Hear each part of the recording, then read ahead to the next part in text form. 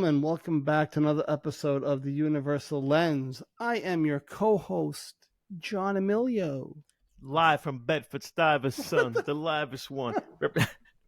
Little Where the hell did that come Notorious B.I.G. Notorious B.I.G. I actually know who that is. Don't I have like what do you call when you do? Don't I have impersonation Tourette's?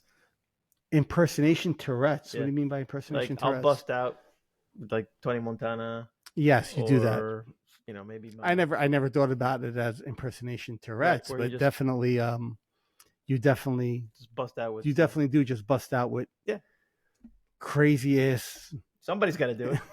Yeah, not my MO. For sure. And I'm Henry Belcher. Pleasure to be with you, John. Finally, I only took about 40 seconds for you to get there. What you got there? What is it? All work, and I heard this when I was in grammar school. Sister Catherine said it to me. She goes, "All work and no play makes Johnny a dull boy." I've heard that before. All work, listen. You have to enjoy life. You have to never lose your inner child.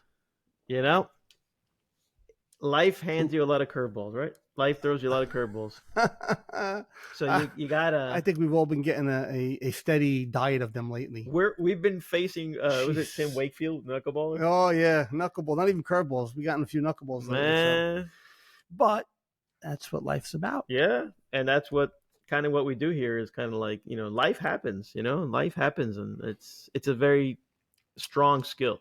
What we preach here, and it's really helped me, as I expressed to you, before we even started. Yeah, we had a long pre-show today. Yeah. We haven't had one of those in a while. It was good. Yeah. Nice. I mean, it just it's a testament to what we learn here, what we reinforce here. We learn and reinforce. It's excellent. It's a skill that without it, I know I would be, crawled up in the fetal position. Well, yeah, without it, any of our issues that come up day to day, any of the nonsense or, whatever happens feels amplified, right? Like right. Amplified by 1,000 to where maybe, they don't have to be amplified. And it's not to say that your issue just goes away, because we all know that doesn't happen. The issues, unfortunately, in life are the issues that we have to deal with. But do you want to be miserable about it? Do you want to be miserable about being miserable? Do you want to be anxious about being anxious? Do you want to be sad about being sad? I mean, or do you just want to say, this is happening? Not ideal. How do I move forward from here? With a conscious mentality, not an egoic mentality. Not, oh, woe is me, or fuck this, or because that doesn't solve anything. And all it does is keep you wrapped up in these mental stories in your head. And the issue doesn't go away. And that attitude will be one pre-mindfulness, something absolutely pre-mindfulness. So that's and what happens is, in my opinion, I think what happens is people. There's a lot of things that go on and not in my mind, but everybody's mind. I think is like you process things in a certain way. All right, so pre-mindfulness. Remember, not after. You process it in a certain way. Now here you are learning the actual powerhouse that is the mindfulness, the practice. Mm-hmm. And you say to yourself, wait a minute, I'm processing this differently. No, hell no. I got to bug out, because that's what you know.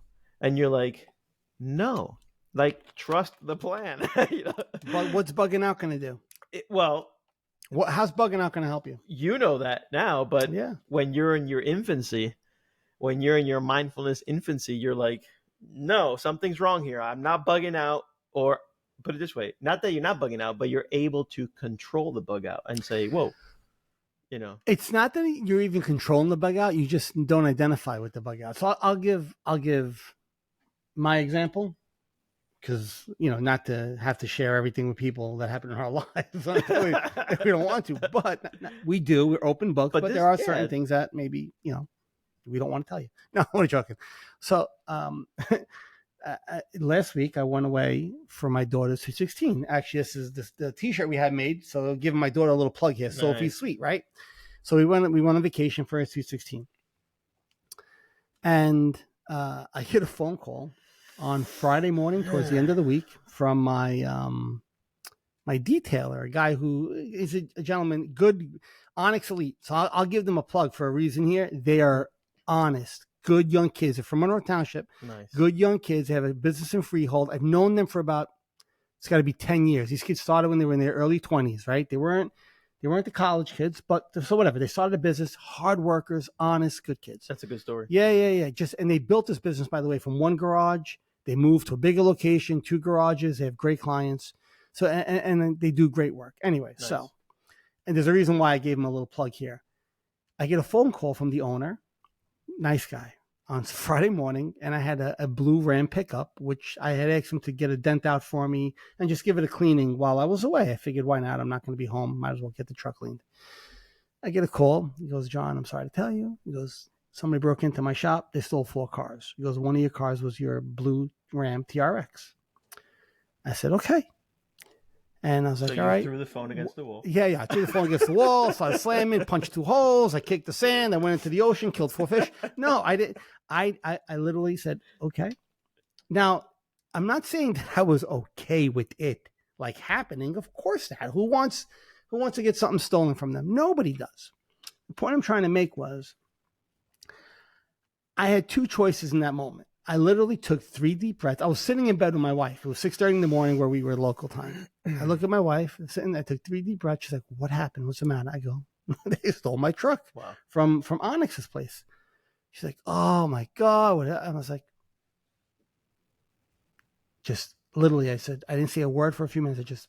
I let the emotion sit there because there was an emotion of anxiety. What was in the truck? Oh my God, somebody stole my truck. They got my truck. And I just sat with it.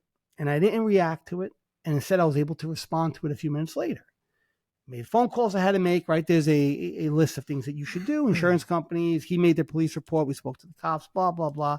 I spent a couple hours that morning taking care of that stuff. Did it consciously. I don't want to say calmly like it didn't bother me, but I did it consciously, meaning I knew it had happened and I had a choice to say, what are my options here? Right. Do I act like a rambling buffoon? Do I act like an idiot? Do I make this destroy the rest of my vacation with my family and my daughter? Yeah. Or do I say, it happened. Now we just go through it and see where we come out on the other side, but with a conscious mentality, right? Watching the emotion, watching the anxiety, watching the whatever. Now, the point why I bring this up isn't because I want to tell you a story that my truck got stolen, because that's honestly, that's not the part. The point is if you remember the episode before this, I had my trip to Italy and I had the fiasco of trying to get home and get there. Okay. And at one point, like something happened before that and I can't remember what it was. And then there was a trip that I was going to go on with you and I was stuck on the plane for 4 hours and I ended up coming back home. Yeah. So I was sitting here thinking this week and I'm like, all this shit just keeps happening. And all I'm trying to do is put good vibes and I'm trying to help people and spread the word about consciousness. And I'm getting great practice, by the way, with all this too. I said, and I started thinking, I go, why would this happen? You have that question comes up. The mind automatically goes, why is this happening to me? Why I'm a good guy. Why is this shit keep happening to me? And then it came, I'm like, this bad luck and good luck. And I started realizing, no. There is no bad luck. There is no good luck. Things happen as they need to happen. And you have a choice. When those things happen, do you want to go at them with an egoic mind where you flip out and you ride the waves of emotions? Or do you want to go at it with a conscious mind where you keep one thing, your peace? I actually spoke to the owner of the place and I said, listen, I go, they could steal my car. I said, but they can't steal my peace. And he's like, amen. He actually goes, amen to that, brother. I mean, so I can't, nobody has the right to steal something from me that only I have the ability to hold on to. And that is my inner presence, my calmness, my peace, my serenity. And that doesn't mean that I don't give a shit about what happened. It means that even though that happened, I have a choice. It's not going to throw you. It's not going to throw you. It's not going to throw you. Well, it throws you for a loop, but you're not going to allow the loop. You're not going to allow the loop to become a roller coaster. Right. You're not going to. Right. Because trust me when I tell you. I'm telling you about you. The old you would have been holy. Oh, the old me would have punched the wall, honestly, years ago, easily. Because The old Lost me, my shit. like literally, the old me would be like, "Oh shit," and that's it. Ruined, The vacation. Yeah, ruined the vacay. rest of my trip would have been shot. No, that's not good. But you know what? But when you ask yourself the why me situation, it's as if it's like as if you have a scorecard. It's as if you have some sort of scorecard where, all right, I noted 3 good points, right? You do charity work, you do this, for free, again, for free. You'll sit down with people, help them, guide them, coach them. You'll do all these things that are putting nothing but goodness in the world. By the way, not to mention the other weaving things that weave throughout the day, such as talking to a guy who just had your car stolen at his shop and he's devastated by it, and you're Poor talking kid. him off a ledge. Poor kid. Yeah, nice guy. I You're felt bad talking for him him. off a ledge. So why me? So I do all these good things. Why me? Well, if you look at it as like from a scorecard perspective, then it's probably the wrong way to look at it. Sure, because then you're going to get caught up in the you're going to get caught up in your mind, and the ego's going to start. That's where the ego's waiting for you to say, "But why me? Yeah. Why the hell is this happening to me? Of all people, not that it should happen to anybody, but why is this happening to me right now? Like I'm trying to be a good guy, help everybody. I'm trying to put all this, and like I get like smack after kick after punch, and what the hell? Yeah. If you look at it that way, the ego is just waiting to say, "Come on, ask it." Ask it. You want to ask it because once you ask it, we're going to try to give you an answer for everything. And then you're going to start getting sour, and it's going to start changing the things that you want to do, because then you start thinking, well, why should I help people? If this is the way the universe is going to repay me, what? No, I look at it this way. Whatever happens, happens. I have no control over that. How do I want to live my life? I know I want to live my life a certain way. So if this happens, does it happen for a reason? I don't know. I think, and I actually told Tave, the owner of the shop, that I go, listen, I go, and we've talked about this in other episodes where I say, you get what you need in life, not what you want, right? I said, this happened to you. And this is speaking to the business owner. I said, this happened to you because it's meant for you to evolve, not to hold you back. Right. So this isn't meant for you to hold you back and kick you in the nuts and say, well, you see, even though you're trying to build a business, we're going to, bad shit's going to happen to you and you're going to lose a couple of clients or something. No, it's meant for you to evolve in one way or another. Do you want to look at it that way? Mm. Do you want to see that opportunity where this is meant for you to evolve? Or do you want to see it as an opportunity for you to say, oh, woe is me? So all this shit that's happened lately, again, not ideal. Oh, by the way, going to my vacation, 7-hour delay. So supposed to be an 8:00 in the morning flight. We had a 7-hour delay at JFK. Changed our gate 6 times. It was comical. We were running around the airport like something out of a movie. Like gate 15, no, gate 23, gate 14. European vacation. Yeah, like we had to laugh about it because it was like European vacation. I'm like, it was because it was funny. So it's like the music in the background. Yeah, we actually made reference to that. Like it's like a movie. What the hell? So I'm like, I look at it as it's an opportunity for me to practice what I preach, practice what I talk about, practice what I tell people when we have conversations about.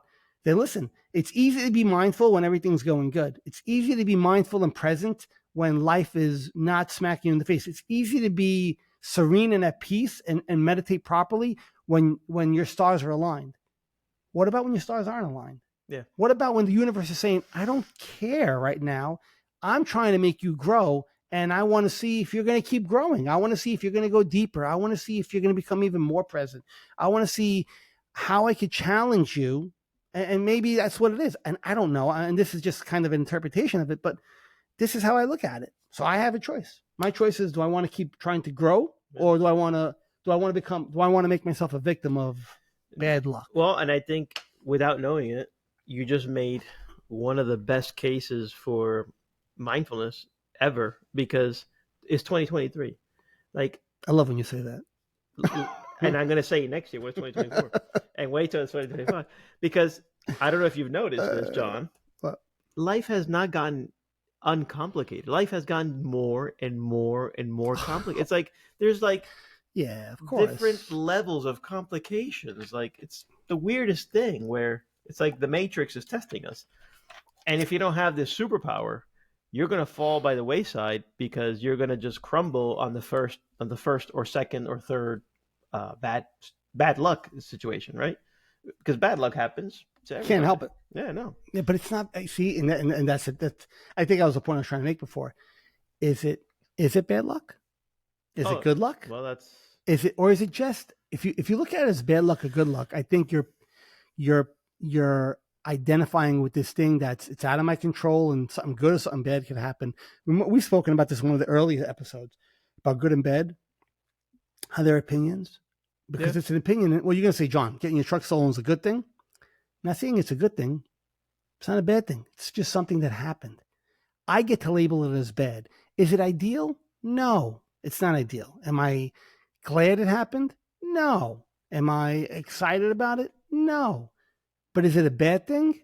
Only I get to say it's a bad thing. Because once I say it's a bad thing, or once I say it's bad luck, what have I done? Label. I've labeled it and I've said, wow, bad luck happens to me. And guess what you're going to get more of the more you keep doing like that? You're going to attract more and more and more and more and more bad luck, if that's what you want to call it. Even things you're going to interpret that aren't bad luck, you're going to say that they're bad luck because you're going to adapt this mentality and label this mentality. That's who I am. Right. So You I choose not to. want to hear a good different perspective? Please, that's what we're here for. All right, check this out. You know, I always quote Scott Adams, Dilbert, yes. right?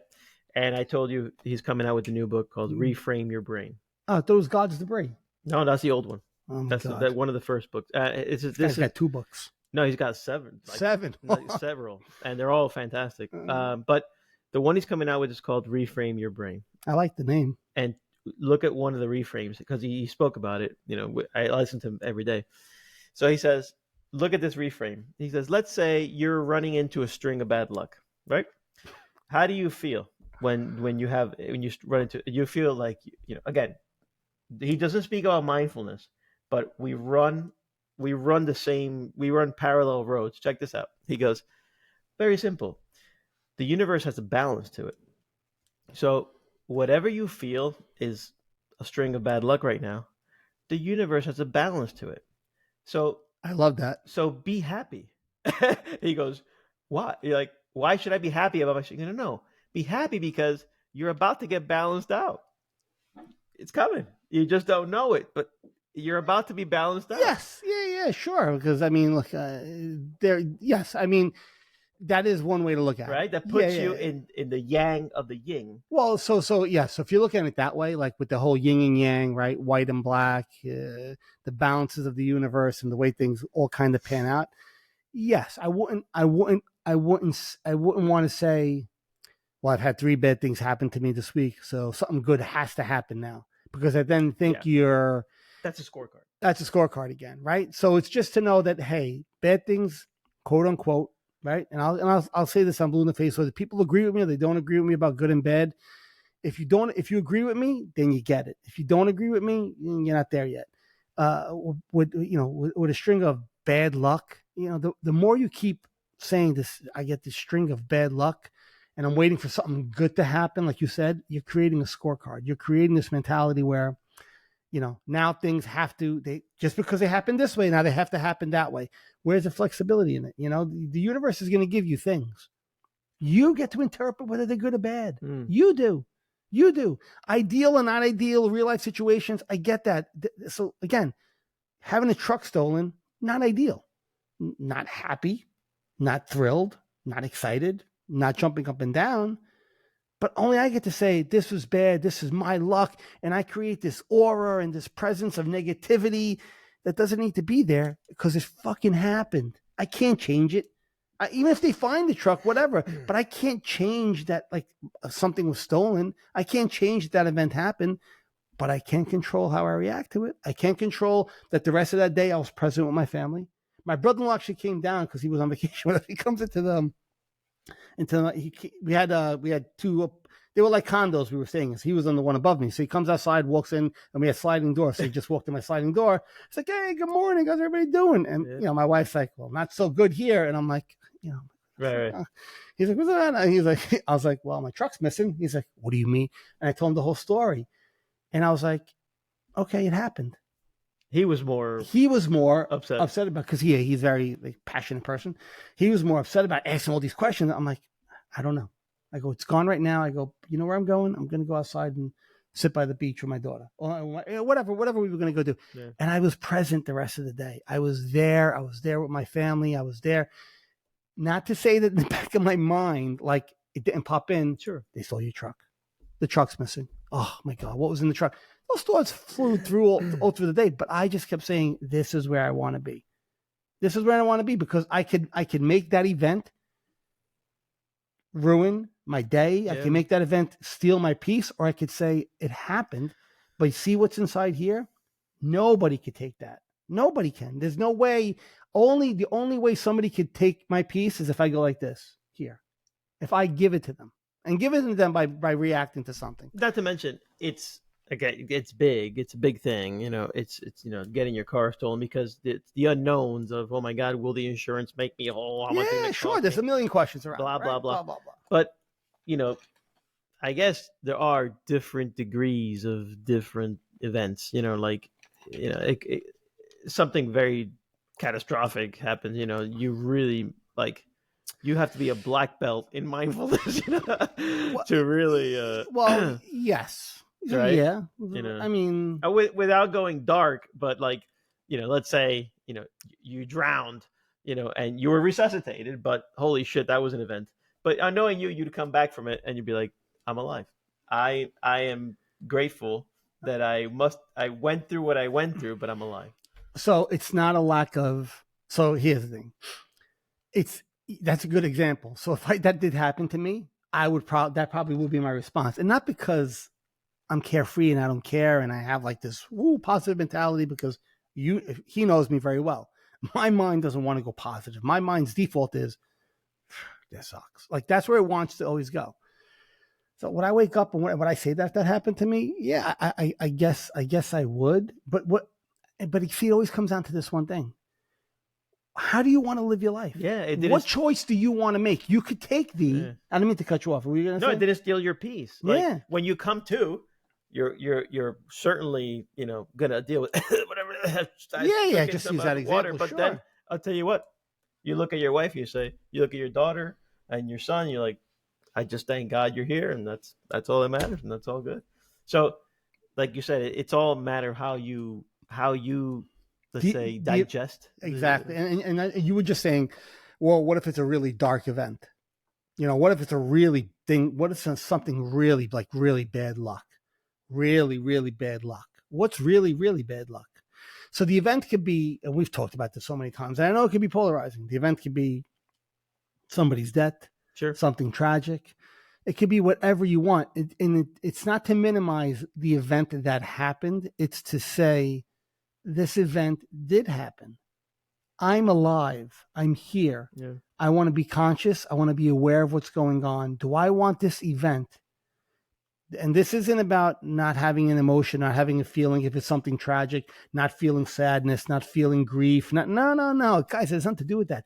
That's all well and good. Feeling grief, feeling sadness, that is part of the human experience, and you should not repress that. Like, it should be accepted. It should be saying, yes, I accept it. I feel it. I know you're here with me.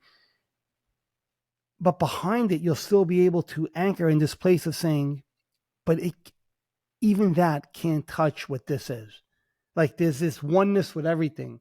And that's when I say what that piece is. It's that feeling of, it's not a positive thought. It's not, well, this is great. I'm going to enjoy myself anyway. And I don't care that my truck got stolen. No, it's, hey, listen, no matter what the event is, I want to be present in my life. I want to feel that connectedness with something greater than me. Let me tell you something.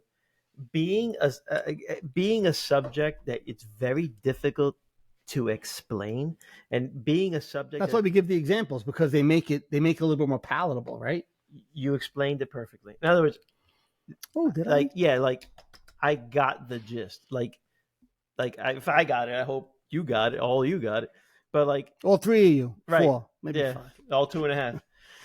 But 100% what you just said there, because I lost my train of thought, but it's no, I was going somewhere. I do the same thing. Don't worry about it. Yeah, I know.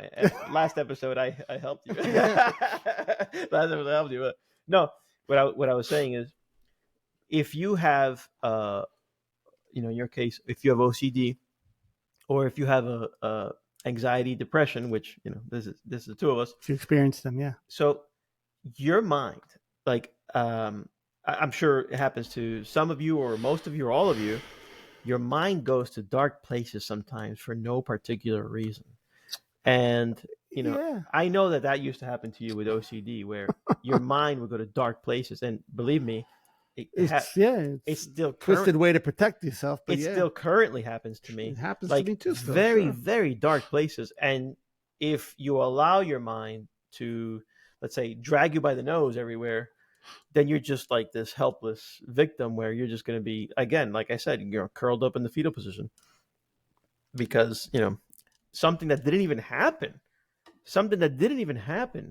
happened in your mind. And this is where that power, the power of what we always talk about every time, comes in.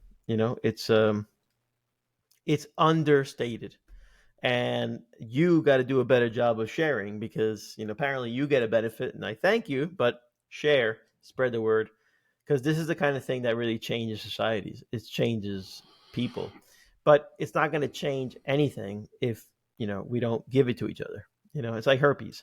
I gotta give it to the next guy. Yeah, I thought you were falling asleep on me. Did you did you just make an example of comparing mindfulness and I mean, it does work. It Yeah. does work. Herpes See, and mindfulness. It does We work. were trying to think what I'm good at. There you go. Not giving herpes to people, but spreading Yeah, awareness. no, connecting herpes That was a good with example. mindfulness. That's a funny example for sure. It is, but it's true. But it is true. It does oddly work the same way, I guess. It really does. And I am a big, let's say, advocate, a big proponent of trying to spread this to the people that are around you, without being a pusher, without being a mindfulness pusher, because that's what I was before. And you got to try to peel off the pushiness. But I am subtly dropping your book in my speeches, in my, not speeches, but in my talks. Let's say when I talk to somebody, I will drop it in, and people are like, "What?" And then that's when they say, "What?" That's the opportunity. Yeah, sure. To try to open their eyes to something, or make them a little bit more aware of what this is that's actually there for them. So I don't know if you've noticed, our shows usually take on a pattern where you are subject matter, let's say, heavy, and I am the salesman of mindfulness. Yes, I would say that 100%. Right? I agree 1,000% with that. And I'm a horrible salesman. I keep coming back to this, because deep down there's that push, there's that desire, Sure, for me to pass it on to the next person, so that next person can pass it on to the next person, so that you can experience what we're experiencing, and there's nothing else to it. So I'm in Chicago, and I'll be talking to one of the sales girls who's going through a rough period. I think I spoke about her in a previous episode. Yeah, I think you did too. I think you But the funny part is, she looks at me going, "Wow," she's like, "That is so good." But I know that she didn't take the next step. You know what I'm saying? It didn't really cling. A lot of people aren't. And I think what happens is, we're ready when we're ready, or it'll happen when it's going to happen. I think it's something more than that. And so I think it's when you get a taste of it, do you keep working on it? Do you keep practicing it? See, so the people who stop, or get a little bit of they get a little bit of knowledge on it and then they kind of fall off, they're looking at it as, what's my end game with this? Where do I get? And some people realize it's not about getting somewhere, and that's where it falls off.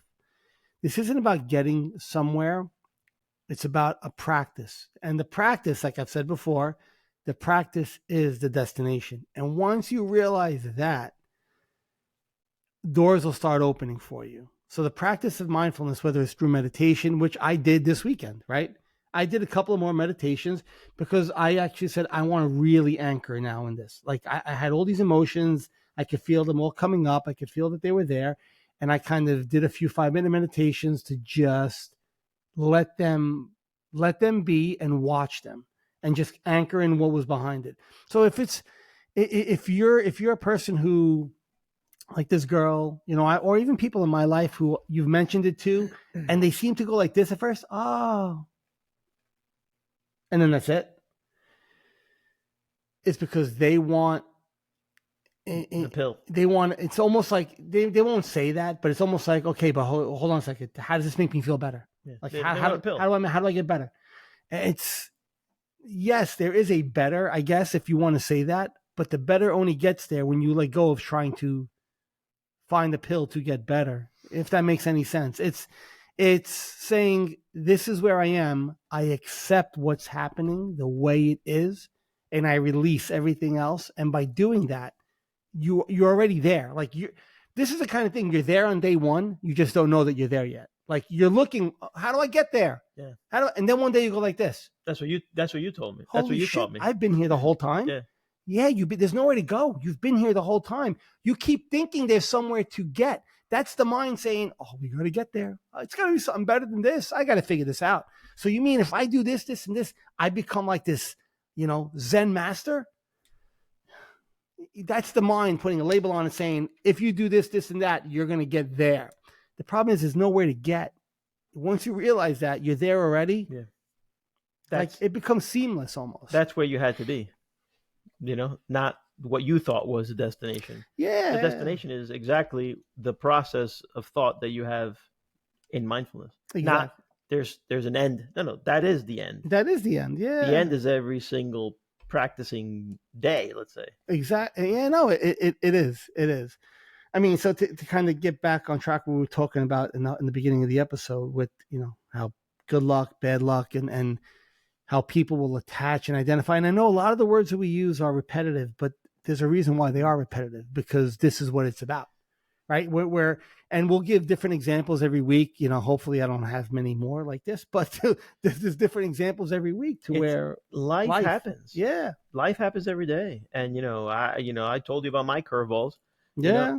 They're curveballs coming at you all the time.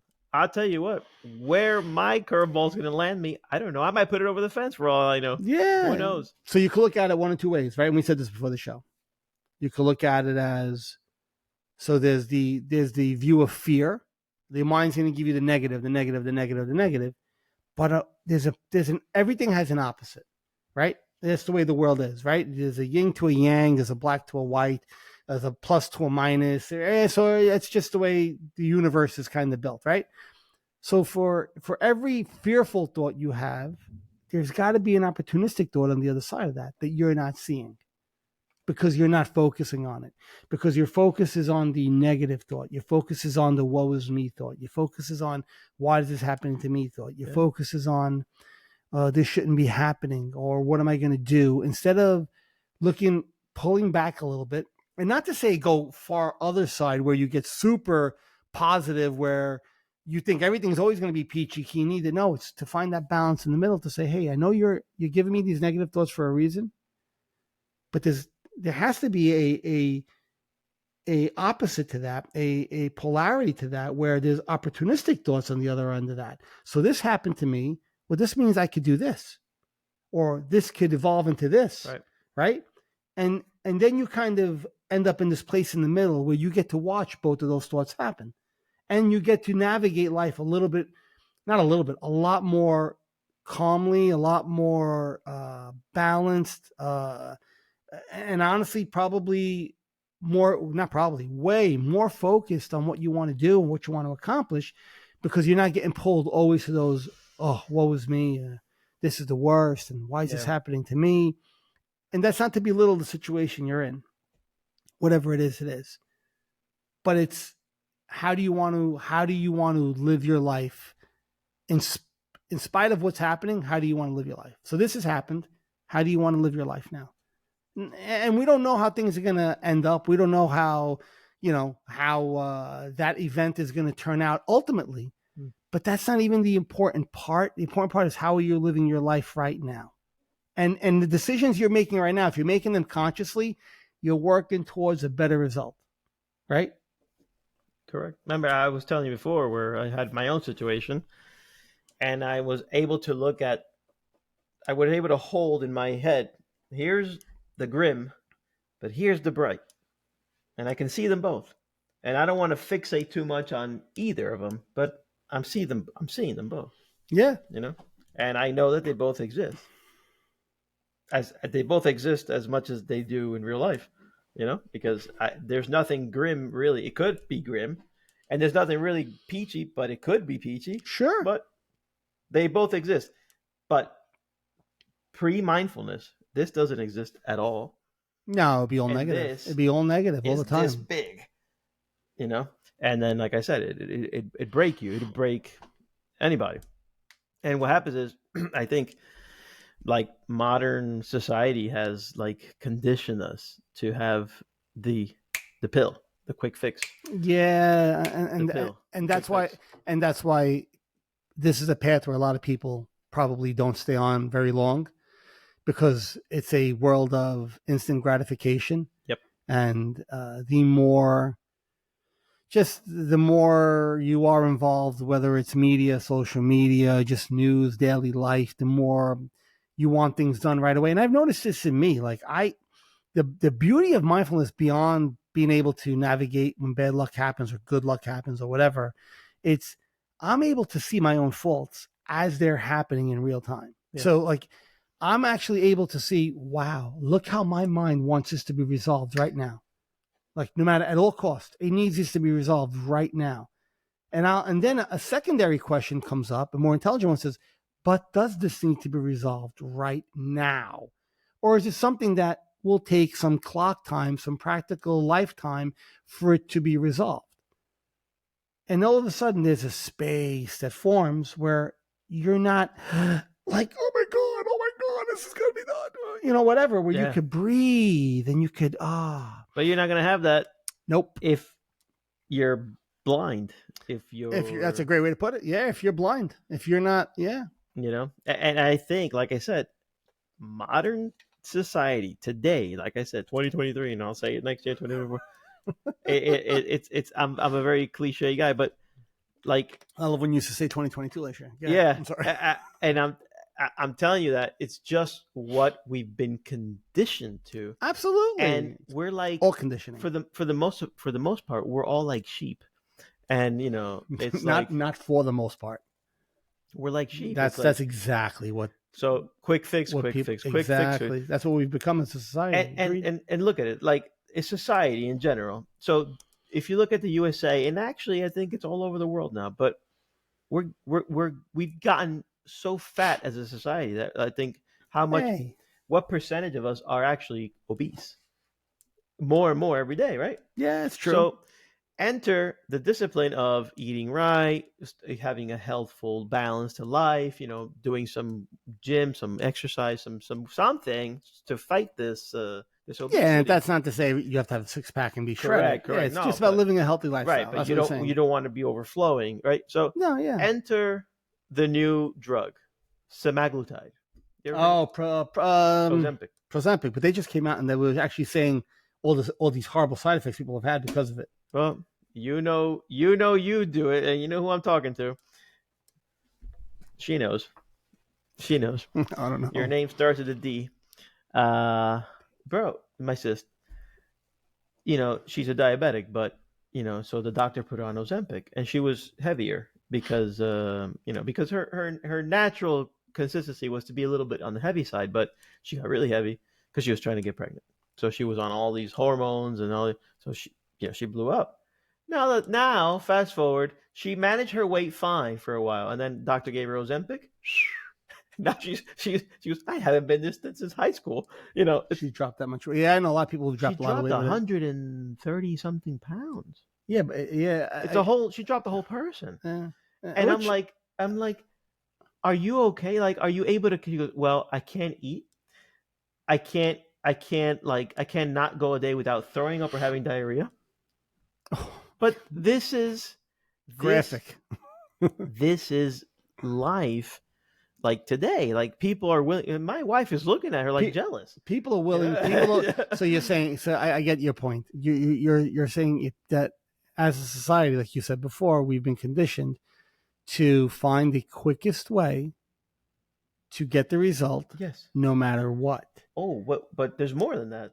But Because wait, there's more. There's more because Timmy, tell them what they've won. Yeah, I'll tell you what. Tell you what you're looking for. You're looking for the happy trap. You're looking for happy. You're looking for when no, it's like no. This is a process. This is a train of thought. Eternal happiness is not a attainable goal. It's not. It's not. I'm sorry. I don't explain that to the sheep. So so listen. So I'm not saying people shouldn't be happy, right? And again, we've spoken about happy and sad and like is happy a real emotion, or is it a euphoric high from something that's happening that we get attached to? So like happiness and joy, that's what I talk about in my book, and there's an inherent difference. So yeah, happiness is a major drug nowadays, and people will do anything to stay happy. Buy more stuff. I'm happy. I'm rich. I could buy what. I'm not saying me, but I'm saying I'm rich. I could buy whatever I want. I'm happy. Oh, I don't have this. I'll just buy something else, and I'll buy something else, and eventually, you know what happens? And this is to use just that example. That buying doesn't do it anymore. Why? But why doesn't the buying do it anymore? Because like anything else, that high that you're getting from that purchasing or that buying or that doing or that vacation or the spending of money because you're just filthy loaded and you can do whatever you want, and good for you if you are, and that's great if you have wealth, and nothing against that at all. But what happens is eventually that doesn't satisfy you anymore. So that has to evolve into something else because we still need to feel happy, right?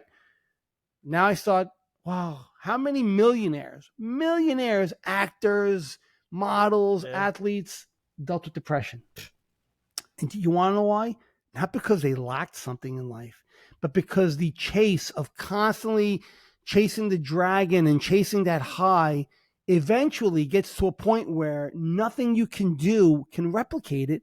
So now we need a medication to replicate it. And I'm not knocking people who take medication for depression. Listen, I say there's a clinical, if it's done properly, there's a clinical aspect to everything. Medication is a great crutch when needed, but they're meant to be crutches. They're not meant to be fixes. They're meant to be crutches. And this is just my opinion. And I in my life, I had been on for improperly at one point, but I had been on. Same. But I realized that they were crutches. And when you realize it's a crutch, you use it for the right way. But to get back to the point to what Henry was saying before, happiness, right? People who want to chase happy, instant gratification, I need this now. That just, all that does is breed more. I need this now. And I need this now. And I need this now. You know what you will never have when you're like that? You'll never have peace, because nothing is eternally happy. Nothing is eternally positive. Nothing is eternally good, sunshine and rainbows. That's not the reality of life. But even in the shittiest of shitstorms, you could be at peace. Wow, that sounds like a tagline. Like for $10.99, for just $4.99, I could give you. I wish you would have said like Crazy Eddie. Oh my God, was that Radio Shack? Was that Crazy? No, it was Crazy Eddie's. Yeah. For $5.99, your prices are insane. So yeah, but you could. So you'll just be chasing forever and ever and ever and ever and ever, and that's just the reality of it. If you don't understand that. Like people who say, I just need to be happy. Just be happy. I know we kind of went off on a tangent, but it all plays into the same thing. It's everything we say is going to flow into the next conversation. But each conversation goes to the same spot. If you want balance in life, practice a little bit of mindfulness. Yeah. Learn to watch. And you know what? I'm going to tell you something. Yeah. Because you tend to, I'm going to critique you. Ramble? No. Oh. You tend to fall into the trap that, just because we spoke about it in a previous episode, that we shouldn't. I do say that. I'm sorry. I do say that a lot. You know, you're right. We address things in every episode, and I get apologetic for some. It might be repetitive to us, but it's not repetitive because, like this episode, they need to hear it. This episode might be somebody's first episode, and if if they're like not Criticism accepted.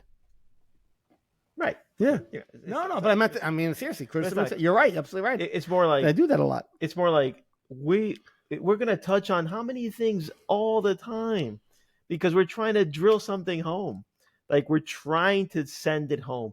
And he again, I repeat what I said last time. If you watch this, are you watching it because we're handsome? You're watching it because Oh, I'm so it's cute. just what we do. Our next it. episode we'll do shirtless. No, That won't work. like you're watching it because This looks good from here up. Oh. like you're watching it because it piques your interest. There's something about it, Sure, absolutely. and the only thing I got to say to you is if you haven't taken the first step, take the baby step, take a micro step. Yeah, that's what you said a couple of weeks ago, right? Yep, the micro meditations. Take a baby step, and here's what I ask you, please. Now I'm begging. That's right, I'm begging. Share it. There's got to be somebody in your circle that would like to just know this show exists. Share it. That's all I ask. Actually, let's one up it. We're not going to ask you to share it. I'm going to challenge you. Yep. I'm going to challenge everybody out there to, for once in their lives, get out of your comfort zone. And this isn't for us to become popular. This isn't for us to make this show something popular. It's because, and this isn't to go on a rant, but this world, if never before, at least not in my lifetime, needs it more than now. Mm-hmm. It needs this now. Yeah. Every day I put on the news, every day I watch something on TV or you see something on the internet. It is just chaos beyond chaos beyond chaos. I challenge you. You want to make a difference in this world? Then be the difference. I challenge you that if you want to make this world a better place for your kids, show your kids how to make this world a better place. Not by being great at your job or making $1 million. That's great if you do, and that's a goal, and there's nothing wrong with that. But by being a better, conscious, aware person that has autonomy over their thoughts, that realizes, hey, listen, these are my thoughts. This doesn't have to be what my reality is. Just because my mind says it doesn't mean it's the truth. Just because my mind says it doesn't mean that it has to happen this way, right? I challenge everybody out there. We challenge everybody out there to try to practice mindfulness a little bit today, even if it's for 3 minutes. Yep. Do it. And tomorrow, practice again. And then practice again. If you have kids, maybe tell your kids when they're doing something how to be mindful of it. Tell them to bring their awareness to when they're putting their toys away. Focus on what they're doing. Feel the toys in their hands. Feel their hands as they're washing the dishes or when they're taking a shower, or feel the water, or to listen to a sound for a little bit a while and just focus on sound. Do the little things that make a difference. You can listen to us all day long, but if you don't practice any of this, and that's practice, it's futile. It is. It's because if you're not trying to make the world a better place, it's not going to happen. The world's not going to become a better place. If you're not trying to be a better, more conscious person, then the people around you aren't going to become conscious people by looking at you and being a reflection for them. If you're not that reflection for them, so if I'm not the voice of peace in a turbulent time, then how do I expect the people around me to understand how to obtain that? Yeah. I don't have a mic. No, please drop my phone. Please don't drop it. I'll drop my phone. Here, just do this. Boom. So I mean, yeah, it's I didn't mean to rah, but no, we sometimes we need to, and I'm gonna ask that if your way of putting your little drop in the universal bucket is to share it. Universal bucket. That's right. The universal. That's another show. It's coming up. That's the next book we're gonna write. The universal bucket. You can throw up in that bucket. You can make sandcastles and throw up. So if your way of putting your drop in it is to share it, and you know what? Tag us. If you do Instagram or Facebook or whatever it is, YouTube, whatever it is, however it is you see us, Podbean, share it and tag us so that we know you're out there, and then we'll share your stuff too. In other words, we'll like you and share it, and we'll also thank you for it because it's what's needed. It's what's needed, and so selfishly, yes. It would be nice if this show was, let's say, bigger. But what's necessary is not that it's bigger. What's necessary is that it actually impacted you. Perfect. Love that. Yeah, it actually made a difference in you, and that you can actually benefit so much from it that you're going to be like I was 2 weeks into it, where you just want to push, and then you'll get over that phase. Hopefully, you get to that phase. but so if you get to that phase, if you get to that part where your ego takes over and you want to be a spiritual bully, so at least means you had the awareness to get to there, and then you evolve and you realize that it just backdoors you. The mind will come back in and try to steal that also from you, but that's part of the process, Yeah. right? But get there first, right? Nothing wrong. Yeah, get there. Not to say you should be a spiritual bully. No, that's not what we're saying. Right. But practice, just practice. Yeah. Practice. Not practice makes perfect. Practice makes more practice. Yeah. That's a new one. Practice makes more practice. Because that's it. That's the goal. Is to just keep practicing. Keep practicing. That's the goal. And you'll see how things. And you'll be able to eat. What movie? That was a movie. You ever seen the movie Major League? Yeah. He goes, and when the coach is saying that everybody picked them to be dead last, all the media, and he goes, what I really like to do is I really like to give them a big shit burger to eat. So keep practicing, and no matter what life throws at you, whatever shit burger life throws at you, you'll be able to eat it without a problem. Yeah. So have a great shit burger. I'm going to have a hamburger. I prefer them over shit burgers, but you get the point. All right. El Anything Rapo. else? El Rapo. All right, ladies and gentlemen. Well, thank you very much for joining us and listening to our insights Yeah. on this topic today. Lord knows, we're a ball of imperfectness. Yes. So stop with the perfectness. Stop with the perfection. Yes. No, perfection is not a goal. Just not worry. Practice some of the things we do. Again, he mentioned a good one. Is to just feel the small stuff, like doing dishes. Sure, that's good for kids too. That's good for younger kids. I'm telling you, guys, if you're married men, if you don't do the dishwasher, you're leaving a very, very good chore that we can do mindfully, and it really helps. I do the dishwasher in my house, and I do it like I'm the dishwasher guy. You load the dishwasher. I load and unload. Oh, okay. I do both. I do everything, and I'm a jack of all trades. Okay. And a master of none. And a masturbator of none. But it's better than being a master of one. That's the whole saying. Now,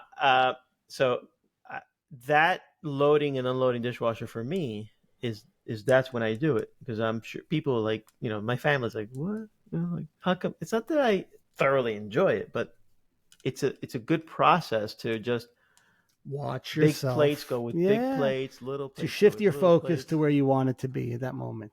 Yeah, it's really good. It's a good practice. Yeah, so a meditation, micro meditation, whatever works. Watch the thoughts go. And if you had this 30-second interval where you were focusing on your breath and none of those intrusive thoughts happened, you did it. You did it. That's a major accomplishment. Actually, not an accomplishment. That's a nice little perk. If you could actually get those 30, 40 seconds where no thoughts are coming in, that's not easy to do. So, don't beat yourself up if you don't get that, because it's really not easy to do. But if that happens, and that's great. But those spans of quiet mind only get bigger the more you practice it. And sometimes, we can talk about this next week. Sometimes they get really quiet, and you're like, "Well, am I even thinking?" Well, and then you're thinking, but it's weird. Anyway, I'm trying to think, but it's happening. Yeah. So, anyway, so I think we're good. We're good. All right, so we're gonna close. We're gonna bring this plane in for a landing like we usually do. So, like a dodo bird. Like a dodo bird, yeah. Well, hopefully, as long as the landing gear's out, we'll be all right. All right. So, ladies and gentlemen, however you are seated, whatever your comfortable position is, you want to look across your legs, you want to sit on the floor, you want to stand. If you're walking while you're listening to this, whatever it is, focus. Let's start by focusing on our breath as we usually do. So let's try to do like 3 to 4 second intervals on the inhale. Then let's do 3 to 4 on the hold. And then another 3 to 4 on the exhale. So it'll be like 1, 2, 3, 4. 3, 2, 1. And then exhale. 3, 2, 1. So you could keep repeating that pattern, right? Inhale, hold, and exhale. And as you're doing that, whatever thoughts come up in your mind, and this is the practice, whatever thoughts come up in your mind, and we're just going to stay on this one for today. We're just going to stay with the breathing. So I want you to just keep breathing today. Whatever thoughts come through your mind, see them, notice them, bring your attention back to your breath.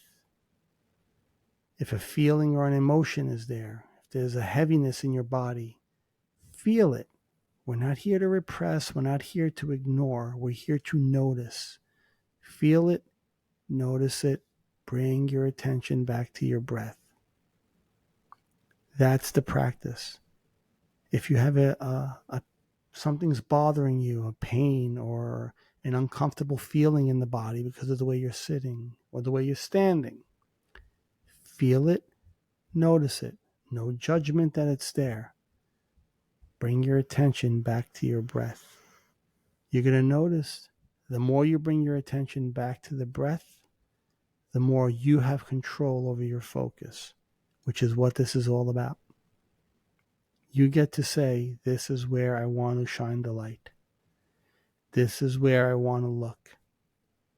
In spite of what the mind is saying, what emotion is there, what feeling is there, what pain is there, you get to focus on what you want to focus on in this very moment. Just continue taking those breaths. Feel the inhale.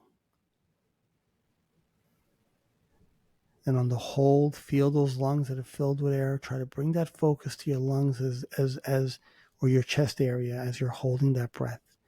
And then on the exhale, feel the air coming out of your mouth. Actually, and you've said this once before, Henry, like become the air flowing out of your mouth. Let's do it a couple more times.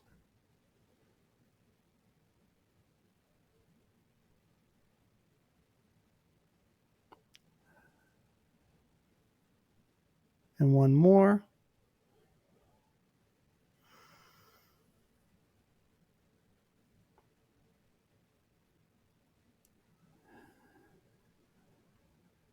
So if you want to stay here, feel free to continue with the breathing exercise. Shift it to a different exercise if you want. But for us, we're done. Life is calling again. It says, get out of virtual world. It says dinner's ready. Get your butt upstairs. All right. So thanks everybody for joining, and we will catch you next week. It's been a pleasure. All right. Peace.